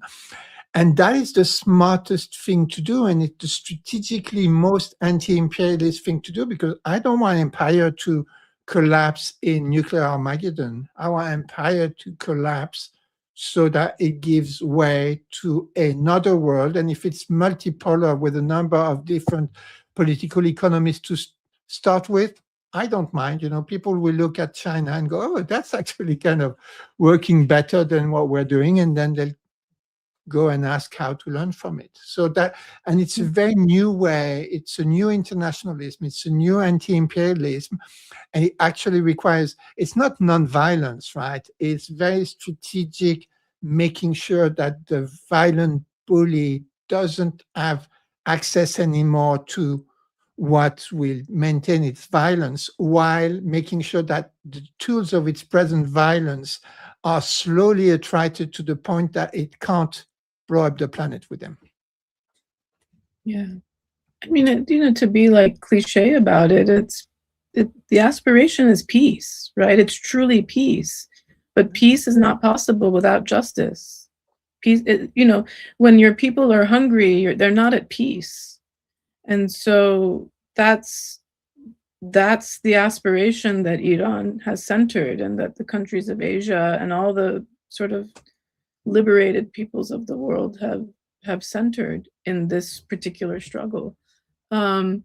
I wanted to touch on the strategic patience, because I think you all are sort of talking about this. A lot of people were criticizing Iran for many, many years because of its strategic patience policy. And this is a country that basically has been at war since its founding. And if you think about it historically, really since 1953, there's been a war against the people of Iran. And so on that basis alone, strategic patience should be respected as a strategy. But then now you have, it's clear they had all these capabilities and they didn't use them for so many years. All those years of not having medicine, during the pandemic, not being able to serve their people, to provide for their people, because their cash was being held up in banks in the West. They didn't close Hormuz then because they knew it would devastate the world, the people of the world. And so their hand has been forced. So strategic patience, it reflects the humanity of the Iranians, that they sacrificed for so long until they couldn't do it anymore, until it became an existential matter for the Islamic Republic and even for the nation of Iran. And for the people of Palestine, which, I mean, that's Yes. a budgetary requirement Yes. in Iran. And everyone in the world has been seeing that for 3 years now and saying, why doesn't somebody do something? Yes. And Iran is doing something. And I think a lot of people online were like, when the forces were building up around Iran, they were like, well, why don't you attack them first? Why do you let them assemble? Why do you let them attack you? But by doing that, by paying in blood, Iran controls the narrative. It's clear that they're fighting a defensive war and that the empire is the aggressor. And so even in Sri Lanka, we have fuel rationing and we had some we're getting power cuts here and there. But nobody blames Iran. I haven't heard anybody blame Iran, and I move in fairly pro-Western circles. And everybody can see, regardless of the propaganda, we're still getting BBC and even so. At gym, what I measure is they usually watch BBC and then they switch to Al Jazeera, and I'm like, well, this is a little bit better, but you're not like quite there. You should watch Hezbollah at the gym, but we're not. We'll get there. But even those guys who are connected, they're educated abroad like me. They're like, we're connected to the empire deeply.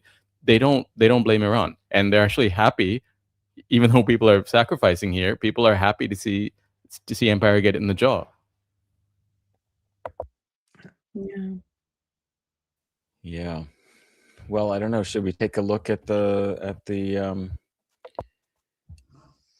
Inqilabi, Dokhtere Bache Inqilabi, the other one, not the one who was named such for the pink missile, but who encouraged her father, and then we can take a look at a final sum up. As she speaks, because it's only subtitles, can you put the sound down and yourself say what she's saying? Maybe Nina, if you're able to do that. Okay. Yeah, I forget that it's Nina, a podcast. tell us what the little girl has to say. Yes. Okay, so let's. And this video is sped up and it's loud, FYI. If you're playing that one, it's sped up really quickly. Yeah. Oh yeah, I think I remember seeing this one. Okay, well, so let's be careful with the volume here. So you want me? American planes and helicopters came into our land, and governor gave us the green light to fire.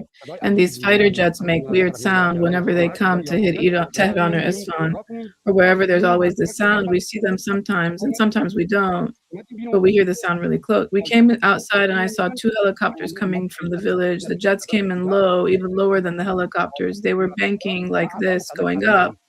I loaded my gun. One of them was higher up than the jets. When one of them came a bit lower, I fired 2 shots at it. Then I saw one of them coming really low. I did nothing until the next one. Then we fired toward the window. Right where you could see the pilot, I shot twice at the cockpit and twice at the cargo so it would blow up. I fired 4 shots at the other one too.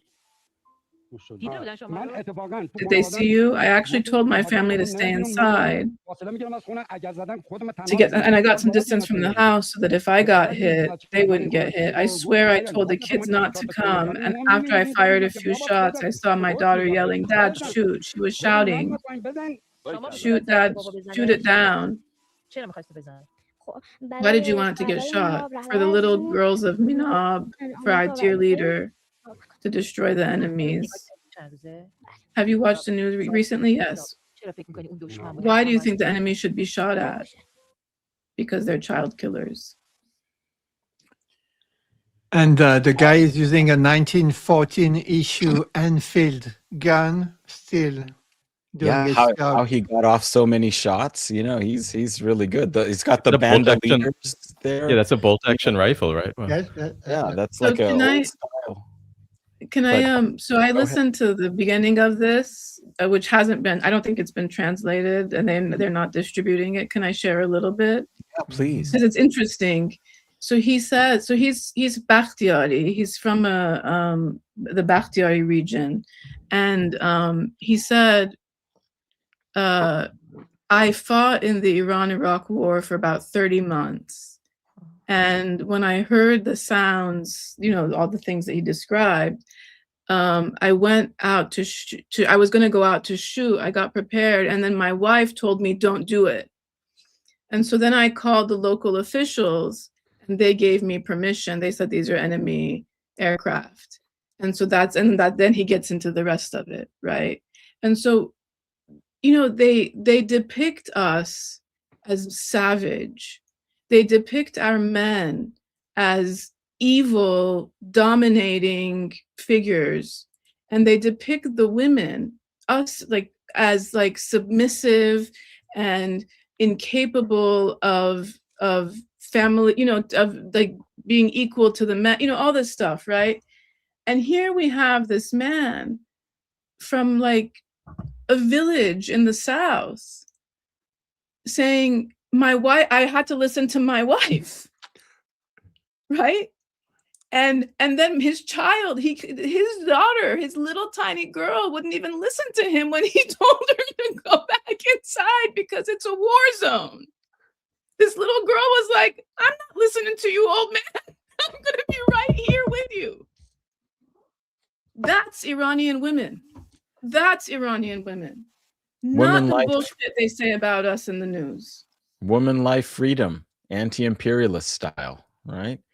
And like what's also great is there she is encouraging him to keep shooting, you know, like, and she said, well, because he didn't hit, it was still flying, you gotta shoot, you know, she's giving him directions, like the job's not done. And then also the political awareness. Look at what she said. Why do you have to fight this enemy? Because they are child killers. They have watched 2.5 years of genocide being slaughtered. They know what's going on. It's only here in the West where we've prevented ourselves from seeing. We don't want to see, you know, you keep people from knowing the reality. They don't have the luxury of not looking at the world the way it is. And what they see is a brutal, horrific world, and they want to change it.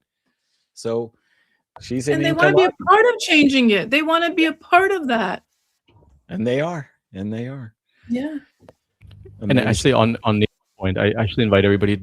She has a piece on Palm Bazooka, not spelled like bazooka, BAZUKA.org, which is, I was reading that before this, and I thought that this is a good part. It said, to the extent that we want to use women's clothing as a metric of women's liberation, the government no longer enforces hijab restrictions. They will say that this is a remarkably capitalist, individualistic, and frankly backwards method for assessing liberation, as it recenters the capitalist gaze on the commodified female body as a primary metric, rather than women's actual development and participation in society as full human beings. And I think that's because women are used all over, like all over Orientalism, to say we're freeing the women. Like, free them to do what?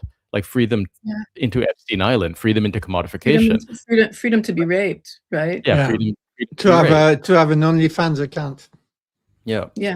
And so that's the proper, like the Western propaganda. I can't obviously show to my kids. There's some of their AI stuff is essentially like a woman in a hijab and then it falls off and she's in a bikini. Like, that's their level of propaganda.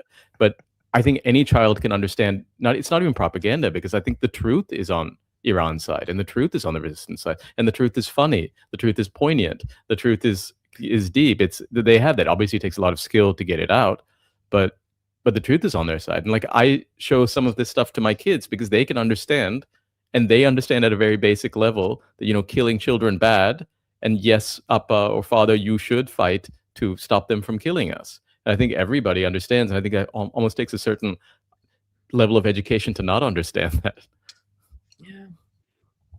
Yeah, a level of miseducation and indoctrination. But speaking of like the truth being fun, let's take a look at our necessary Lego video from Explosive Media.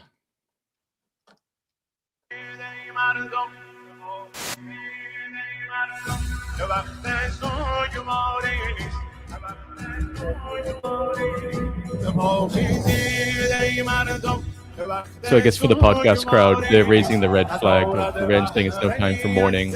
Life holds no value for the blood that does not flow. So this is showing sort of like the riots, and these videos are interesting because it shows they're not really for like a foreign audience. They're also really for the Iranian audience. Said for this is war, there's no time to sit in sorrow. They're getting sacks. I think, spoiler alert, they're going to put those guys in the sacks.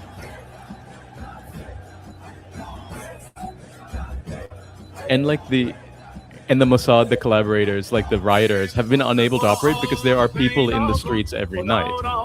Like, the streets belong to the people now. It said, read the Quran, see victory from Allah if you aid Allah. Tell those who are bewildered and fearful in this era, which I think is people who are still consuming mainstream media, that the victory of faith is the absolute promise of the Quran.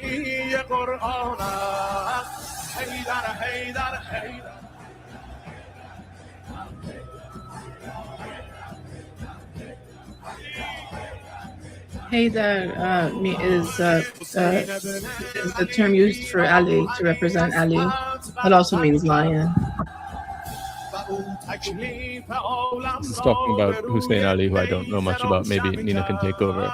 And upon the sphere, Hussein came so that hearts would be emptied of despair.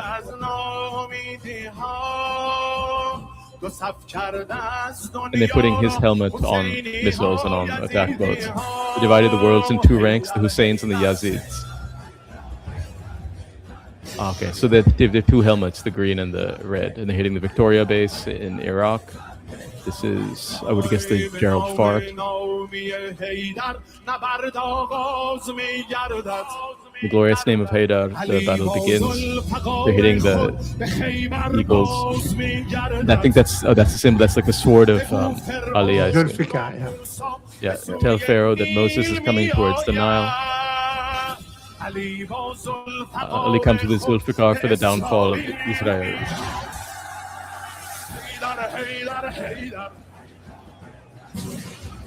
That's Netanyahu, the Baal, so like child sacrifice.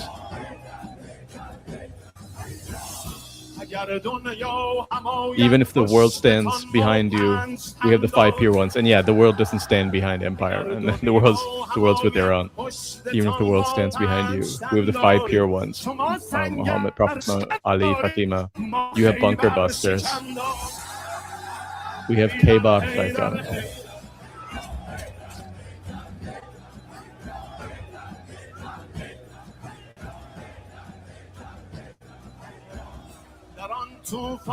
In that final storm, in that stormy end, in that final storm, they have Baal.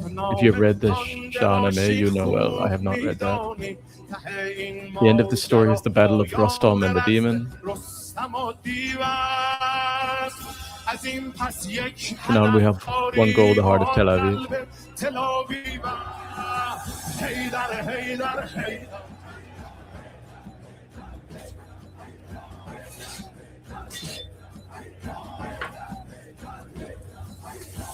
And there's now standing on the Baal's head. I like these videos because they're not designed for the Western eye. This is like their own culture. It's so you actually learn a lot from them. I don't know what that book of Shahnameh is. I'll have to find it. Shahnameh. Well, so this is actually an interesting, final point maybe to bring out, is that so many in like the Iranian diaspora, monarchist, anti-Islamic Republic of Iran try and characterize, Islam as some kind of foreign import. It doesn't belong in Iran. It's an Arab imposition. And then that's like its deeper history. But then recently, the last 47 years, we've been forced to live under this like Islamic regime, and it's so oppressive, and that's not who we are. We're Aryan kind of white people, if only the white people would recognize us as the white people.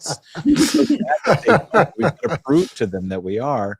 That's kind of like their argument. And what I like, and I thought was very interesting about some of the statements, and you see it in the media, but statements by Islamic Republic officials and figures talking about, we have 6,000 years of history, we're not going anywhere, we have this, is how they have seamlessly integrated all of that together. They see a continuity between the ancient Iranian empires, the Achaemenid era, the Sasanian. It's not like some huge rupture and then we became Muslims. It's like, okay, we adopted Islam. And, in fact, actually, they didn't become Shia in Iran until the 1500s. So, there's just different stages of a people's history. Their culture is long developed and what they do is they integrate. And this video was perfect in doing that. It had started with this Shia motifs of the Imam Ali as a kind of noble warrior and hero who stands for justice. And that obviously is very relevant in this kind of conflict. But then they had references to the Shahnameh, to the ancient Iranian mythology and stories. The Shahnameh is the Book of Kings, and it's the story, you might say, the mythic sort of story of Iran as a imperial polity that included many different peoples together in this very diverse and cosmopolitan empire forged by Cyrus and his successors.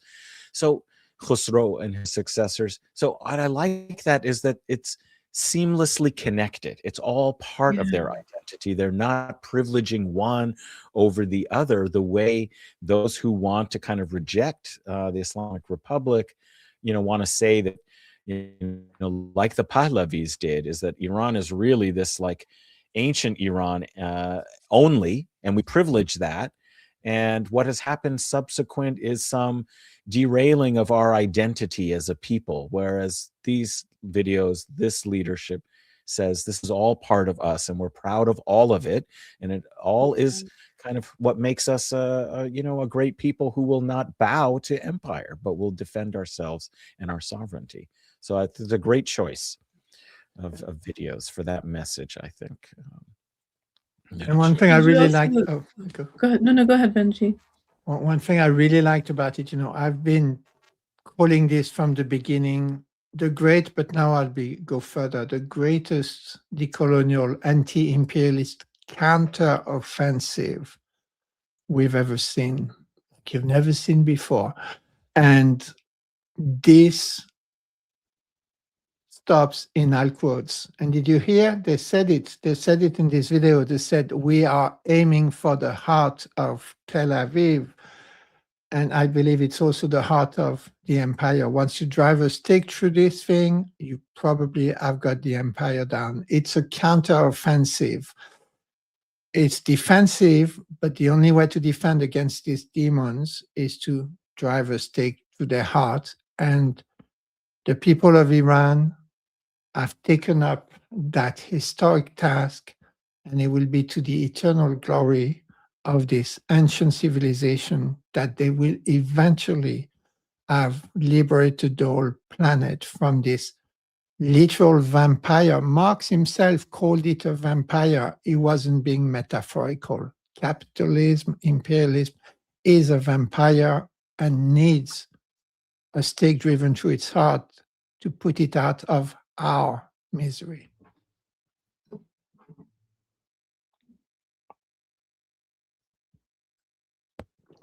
Well, go The ahead. last thing I'll say is on the topic of the Lego videos. I think the video before this one was the video with Malcolm X. I think it was the one that came out right before this one with Malcolm X, and it really reflects the internationalism of the Islamic Republic in general, but also this particular the internationalist orientation of the Ramadan War in particular, because I think it starts with indigenous, a figure from an indigenous nation in the United States, and then there's also Malcolm X, and it sort of goes through the Western history of domination and the figures that have been dominated, and it includes a little girl from Epstein Island, and a little girl from Minab, from the elementary school in Minab, and it says, "This is for all these people.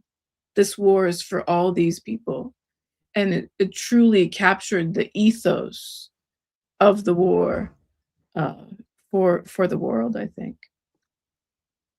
Amen. Yeah, this is a war for liberation, like not just liberation of like a region, but liberation of people's minds. I mean, people thought that resistance was impossible. And for a long time, you thought like the idea of Dubai, the idea that you sell out, that you become essentially like a brothel and a money laundry for empire, and that is success. And then Iran is saying, no, like there's a new gate on Hormuz, and it's an ethical gate.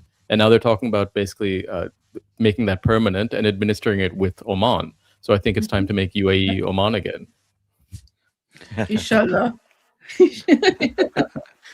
I saw some Liberate the make weight, Hijaz. Liberate the Hijaz. Yeah.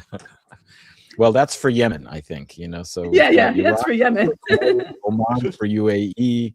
Yeah. So, I just want to thank all of you for just such a wonderful conversation. And, I said at the outset, this is a haven for solidarity, for anti-imperial analysis, for community, and really felt like that, together with you, Indi, Benji, Nina, and all the people in the chat. And I want to thank all the people in the chat as well for their participation and their comments, and for making this a kind of special place where we can talk and process and deal with what's happening in our world with some hope, with some solidarity. I just want to remind everybody about the fundraisers. We had a fundraiser for Benji, for the family, Khaled and his family. I'm going to put the link back into the into the chat for that one. And I also put the link in the chat for fundraiser for my students this summer, hopefully, in Gaza, the SPOCs, small private online courses that we're running. I think it's going to be a great experience for me. I hope it'll be a good experience for them. And you can help make sure that they can take it by donating so that they have internet access, and we have some TAs for them. So please do be generous. I'm, as I said, putting all of those in the chat, and I appreciate your help in making that possible. So until next time, peace with justice. Peace, if you, as somebody put, Fred Hampton's quote, if you fight for it, and solidarity to you all. And free Palestine, and swift victory to the free people of the world. Amen. Bismillah ar-Rahman ar-Rahim.